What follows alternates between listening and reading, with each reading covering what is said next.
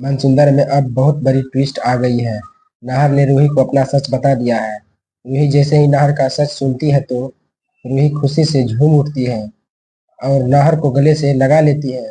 लेकिन पूरे परिवार को ऐसा लग रहा था कि नाहर का याददाश्त सच में चले गया है, क्योंकि नाहर ने डॉक्टर को भी मिला लिया था।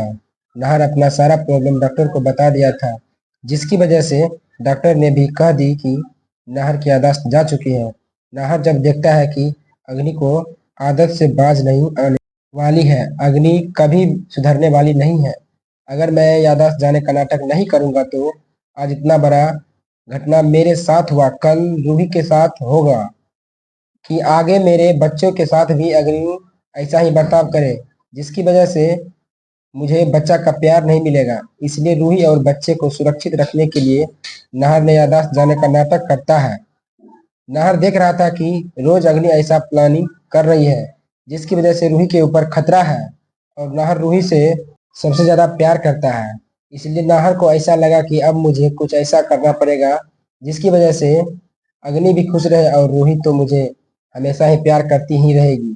इसलिए यहाँ पर नाहर अपना दिमाग लगा करके याददाश्त जाने का नाटक करता है और यही सोचता है कि कितना दिनों तक मैं अग्नि को समझाता रहूं। अग्नि के पास तो मेरा बच्चा भी है और अग्नि रोज बड़े बड़े प्लानिंग रच रही है। मैं कितना रूही के साथ हमेशा रहूंगा।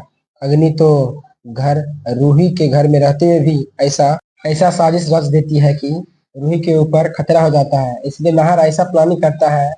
इसलिए तो रूही जब भी प्रॉब्लम में होती है, सबसे पहले नाहर को तकलीफ होता है और नाहर रूही को बचाने के लिए जाता था, लेकिन किसी को समझ नहीं आ रहा था कि आखिरकार ऐसा क्यों होता है।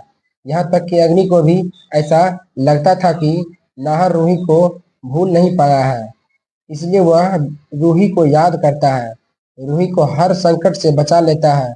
लेकिन यह किसी को मालूम नहीं था कि नाहर याददाश्त जाने का नाटक कर रहा है। जब रूही अकेले में काफी ज्यादा परेशान होने लगती है और नाहर को उसका परेशानी देखा नहीं जाता है, तब नाहर रूही को सच्चाई बता देता है कि रूही मुझे माफ कर दो, मैंने तुम्हें बहुत ज्यादा तकलीफ दिया है, मुझे यह सब मजबूरी में करना पड़ा है।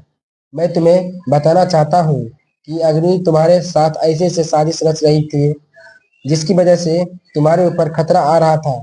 मैं कितना तुम्हारे ऊपर ध्यान देता, इसलिए याददाश्त जाने का नाटक करना पड़ा।